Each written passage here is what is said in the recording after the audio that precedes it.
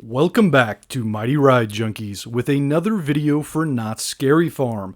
This video will be covering the first 10 years in the 2000s. If you want to see the years prior to this, check out the earlier videos on this channel. If you're new here, just a disclaimer, but Scary Farm does have multiple mazes return year after year. Rather than repeating myself, I will be covering which mazes hit their final year. Starting in 2000, Knott's Scary Farm did some serious spring cleaning at the end of this season.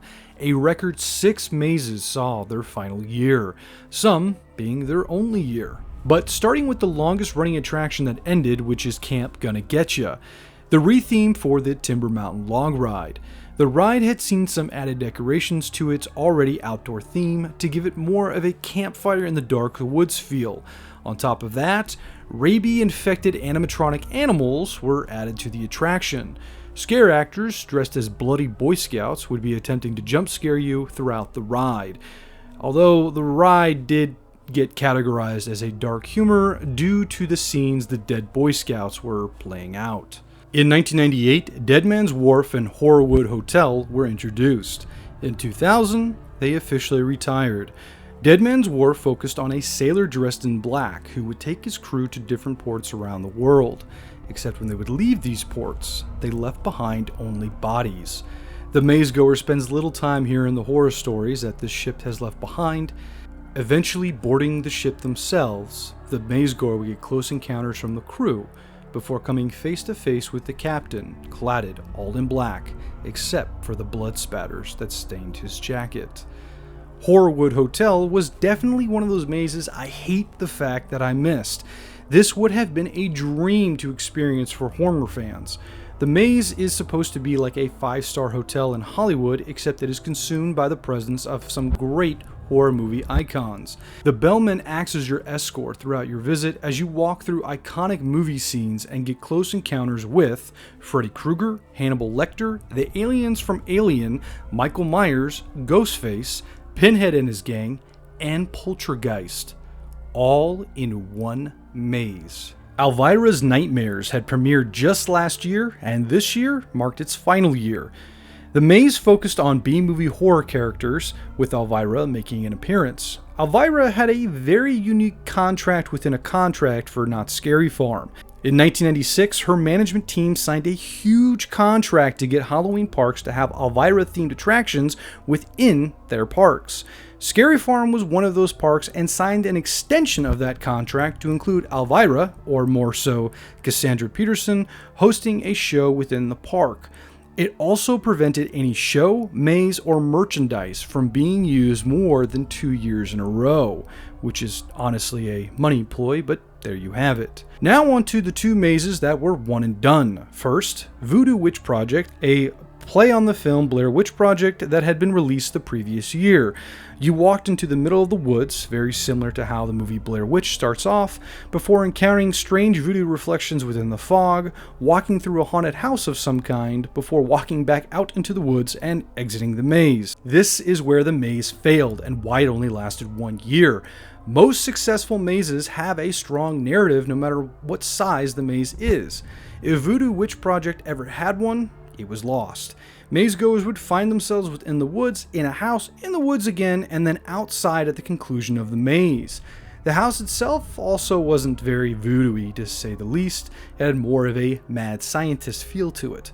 And as someone who spent a lot of his time in Louisiana, they should have made this take place in a bayou swamp, not the woods. But don't worry, Scary Farm fixed this in the future, but more on that a little later. The second one and done maze was Gothic Graveyard, a maze that mostly was outdoors with 1 or 2 scenes taking place within an enclosed environment. Maze goers would walk through a graveyard for some time before entering the catacombs and meeting the property owners, a family of vampires. The maze was super eerie, especially at night. The maze probably would have lasted a few more years if it wasn't for one huge flaw. It wasn't wheelchair accessible. To prevent any lawsuits from materializing from complaints, the maze was scrapped from returning the following year. 2001 will be pretty quick here, mainly because no maze saw retirement or cancellation this year. After the huge cleanup Not Scary Farm had done the previous season, it had changed its formulas from the mazes from 3 to 4 years to 5 to 7 years before retiring a maze that was considered successful and popular. On to 2002, which is very near and dear to me.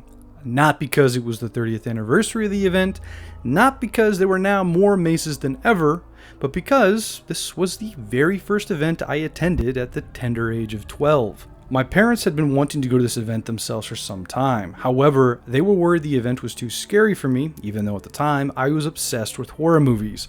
But the event stated at the time, and still does, that it's not intended for anyone under the age of 12. So once I turned 12, my parents took me, and well, they had no idea they started an addiction for me. I've been going ever since. But 2002 saw the retirement of 2 mazes. The first was Alien Attack, which began its run back in 1998. Alien Attack focused on maze goers exploring a crashed alien ship and seeing all the human experiments that had been going on. I'm honestly surprised the maze lasted as long as it did. Alien-themed mazes are about as common as meat houses where the meat is human, and asylum mazes. But people seem to love them, and that's probably would explain why they've lasted so long. Fright Fest Evil is the second maze that ended after starting only in 2001. Last year it was hosted by the Crypt Keeper. This year, the Crypt Keeper was removed for an extra room for scare actors. The show The Hanging hit a change in leadership. This was the last year the Executioner was used. The show began focusing more on current events rather than making fun of pop culture that was just in horror films. The show would take a completely different direction the following year, which is 2003. The 2 mazes that finally retired were huge fan favorites, but it was just time to move on to something else. The Underground, which started in 1996, focused on a world that had been devastated by nuclear bombs destroying it. The Underground had once been a safe haven where survivors hid before the bombs went off. Now the survivors of the bombs, horribly disfigured and trying to survive by any means, have discovered this underworld and made it their own. The maze goer gets to experience what these survivors have done to the place. The Inquisition, which started in 1997, has probably seen the most changes to it throughout the years than any other maze I've done research on. Most mazes get upgrades or a room will change here or there after multiple years. The Inquisition focused on the Spanish Inquisition and remained that way until 1999. In 1999, the maze was almost completely modernized with hints of the previous 2 years through their torture devices. The Crypt Keeper also now hosted it, and he hosted it until 2001. When the Crypt Keeper left, the maze just stayed the way that it had been when he was there until 2003. With the Inquisition and the Underground gone, all mazes from the 90s were officially out of commission. The Hanging had rethemed its show around a pirate ship and its crew, and the story was heavily influenced by Pirates of the Caribbean: Curse of the Black Pearl, which had opened in theaters that same year. The show introduced the long-standing character Jack Swallows. Captain Jack Swallows! So do I! And the show completely focused on current events and recent pop culture now. While it wasn't announced this year, this is the starting point where The Hanging focused on hanging the person who screwed up the most royally within that year. 2003 saw the hanging of Ben Affleck for his betrayal of the Marvel hero Daredevil, or more so just being in the film. If you get a chance ever to see the video of 2003, it's amazing what they were able to get away with back in the day for the sake of a laugh. Today's audience may have been way too sensitive for some of the topics that are covered, to say the least. 2004 saw 3 mazes hang up their prosthetics. Army of Darkness had taken over the Calico Mine Train since 2000. The maze focused on the caverns of the undead and had an eerie feel to something similar to the Black Cauldron. What made it more eerie is the majority of the ride was in pitch black, with no music playing in the background. So all you could hear was the train tracks, and when the ride would stop, your heart would start to pump, because you knew something was waiting for you. Malice in Wonderland opened in the 2001 season. Based more so on the Lewis Carroll Alice in Wonderland rather than the 1950s Disney classic, there were hints from both stories. Malice in Wonderland was a retelling of this classic story with a more darker, ghoulish twist, which made it perfect for Halloween. Overall, though, the maze wasted a lot of space. Now, that's not to talk bad about the maze, because it did have its moments. However, each room was connected by some sort of long hallway, whether it was a straight or had a zigzag pattern. Normally, there are ways you can still make this entertaining. However, this maze didn't. Those long zigzag hallways were just covered in basic decorations, which led this maze being the least popular during the 2004 season, hence it ceasing operation at the conclusion of this season. Blood Bayou had taken over the Mysterious Lodge in 2001. This was the response to the failure of Voodoo Witch Project from 2000. The maze now actually took place in a bayou, and the entire maze didn't focus on voodoo. It was sort of a combination of voodoo mixed with backwoods stereotype hick. The one thing that stood out to me on this maze was the lawnmower scene where a guy is getting ran over by his own lawnmower. Unfortunately for this maze, with so much of the maze's budget focused on decorations and animatronics, the costume section was put on the back burner. You know it's bad when you realize the masks the swamp creatures are wearing came from your local Target. Larry the Elder and a guy named Lupus hosted the 2004 Hanging Show. The show continued to focus on pop culture current events from the year, as well as poking fun at rival parks Magic Mountain and Disneyland. The premise was to destroy the person who was damaging the youth of society in their village. Once again, the older hanging shows are amazing and hilarious, in a time when comedy was off limits to censorship. Ryan Seacrest was dubbed the offender of society and hung for this year's hanging.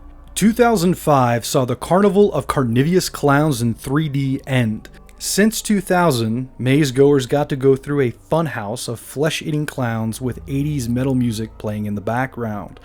The maze's unique design separated from the over-the-top, creepy funhouse mazes, while also making sure not to look like a ripoff of Killer Clowns from Outer Space, which is honestly quite an achievement. Curse of the Spider first premiered in 2001. The maze in itself wasn't an overly complicated story, mainly focusing on the idea of walking into a spider's nest into the woods. Those bitten by the spider turned into human-sized, blood-craving, eight-legged freaks themselves. The maze was notorious for always having screams from within it. This may also have been one of Scary Farm's more darker mazes, referring to the lighting, not the story.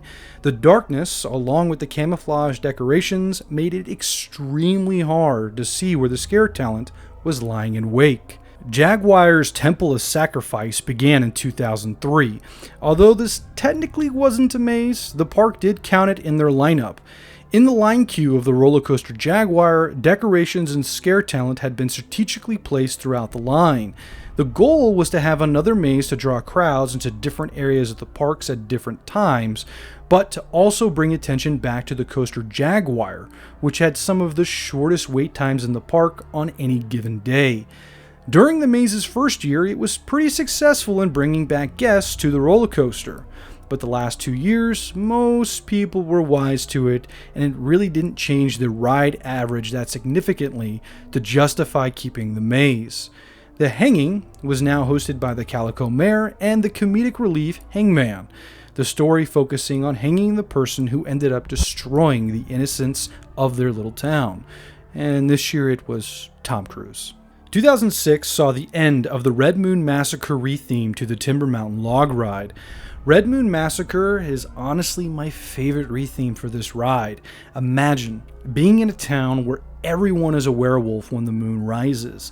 The ride retheme was a lot of fun, but a lot of people missed the hilarious ending.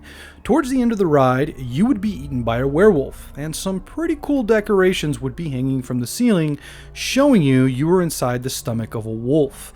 As you'd go up the final lift, you'd pass through decorations that look very similar to lower intestines. Then you would drop for the final drop of the ride. It doesn't take an anatomy expert here to explain to you what kind of log ride you actually were on. Hatchet High was introduced in 2003 and had some pretty clever ideas within the maze. Hatchet High centered on a high school that taught killers to be the next big slasher. That's about it. but that giant frog teacher dissecting the human is pretty brilliant. Terravision was introduced in 2004 and failed due to targeting an older crowd. Although the maze was pretty cool, it took 60s and 70s popular shows and gave them the good old horror Halloween twist. Some shows that had its own parodies were shows like the Adam West Batman, I Dream of Jeannie, Star Trek, and Brady Bunch, just to name a few. Cavernal Lost Souls was the retheme for the Calico Mine Train. This honestly was just a reuse of past decorations combined together. A lot of rethemes for mazes or rides that go through this are just what they call time givers, which is to give the creators more time to come up with a solid idea for the future. The fact that Caverns of Lost Souls only lasted for 2 seasons highly suggests this. The Hanging had scrapped the comedic hangman for a more serious executioner that had been a supporting role in past hangings. The main character was still the Calico Mayor, but now the theme of trying to find the person who screwed up the most this year and annoyed the masses was now a permanent theme for The Hanging. Although further requirements would be added to this idea in years to come, it was now always about hanging the person who screwed up the most that year. This year, it was Mel Gibson for his anti-Semitic rant. 2007 saw some powerhouse mazes end, as well as some people completely forget about. Lore of the Vampires goes all the way back to the 2001 season, focusing on the typical vampire gothic castle setting before ending in a blood-drinking rave party. The maze was extremely popular and a favorite among Scary Farm creators. As of the 2019 season, the park still does little bits and scare zones, which serve as Easter eggs for this maze. Redbeard's Revenge began in 2004 and followed a story all too familiar. A ship of pirates and lasses, led by Redbeard, come back from the dead to seek revenge on those who doomed them, and to plunder and pillage, the typical pirate stuff.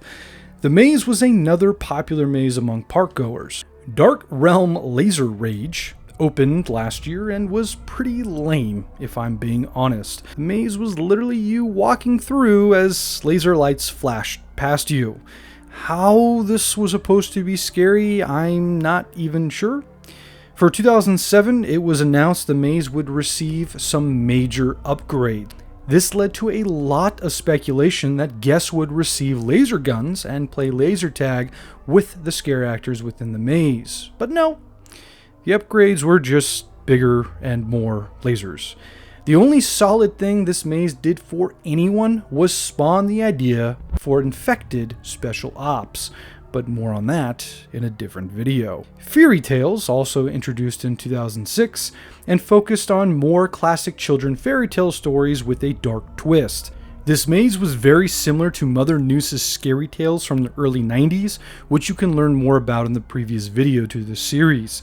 However, Fairy Tales focused on the stories that weren't present in Mother Noose's, so you could technically consider this a sequel maze. The last 2 mazes were just cash grabs. The Grudge 2 was introduced in 2006 and told the story of the film it was based off of.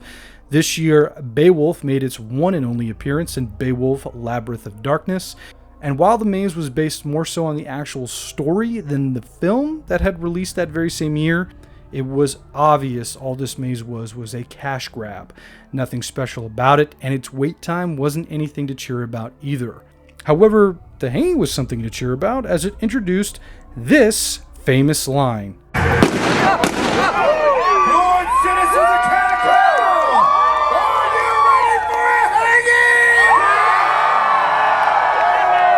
This is how The Hanging show would open and be introduced for some time. However, instead of the lawman, the person looking for the individual who damned society for this year, who was Sanjaya Malakard, by the way, for proving that American Idol was rigged, was actually called the Bounty Hunter, though he does share some similar traits that the lawman has when he finally would be introduced. 2008 saw the end of fan favorite Asylum, which premiered way back in 2003.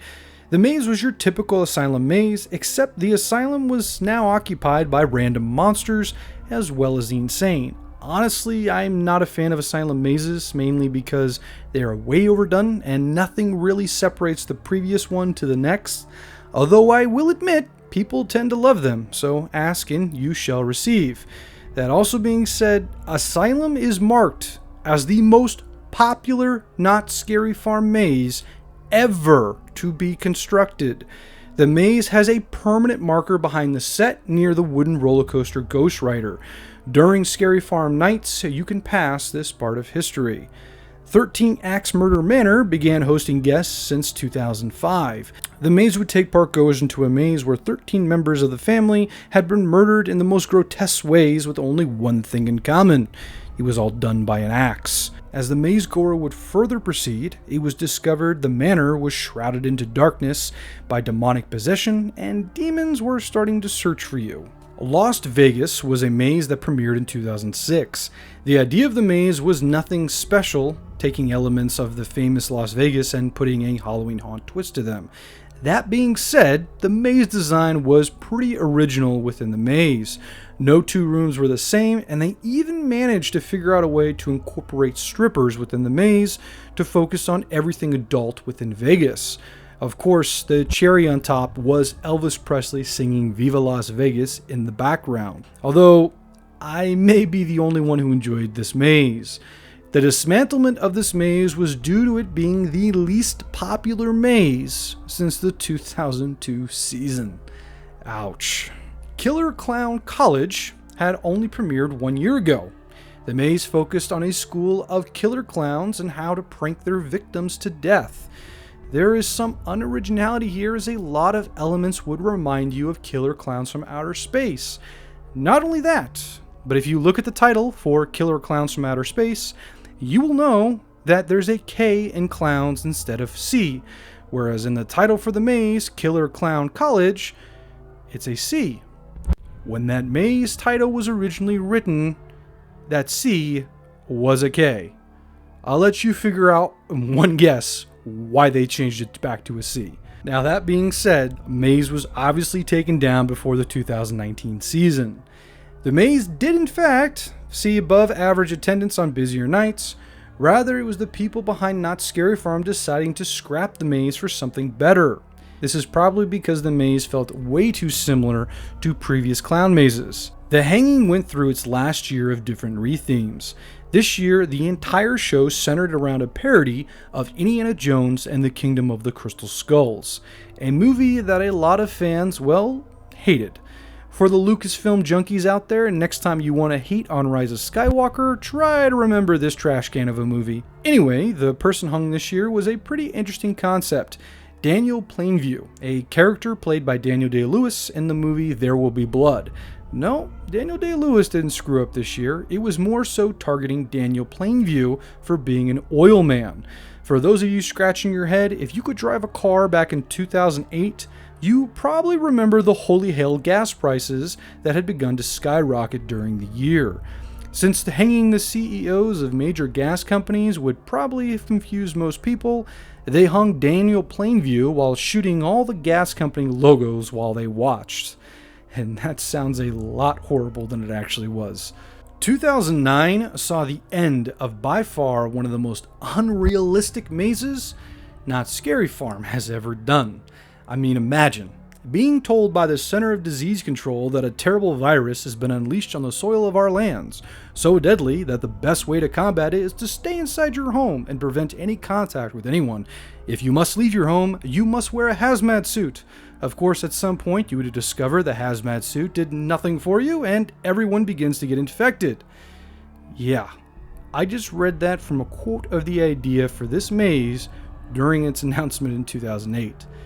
Completely unrealistic. Anyways, if you wanted to experience a worldwide shutdown, look no further than Quarantine.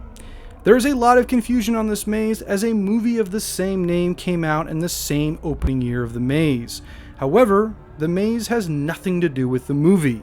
Although I don't believe this was just coincidence, it appears this maze was created as an easy attention getter. Too bad it was epically lame. If the virus had been something similar to what we see in zombie projects or some kind of flesh-eating virus, this probably would have been a decent maze. But no, the virus just made you crazy.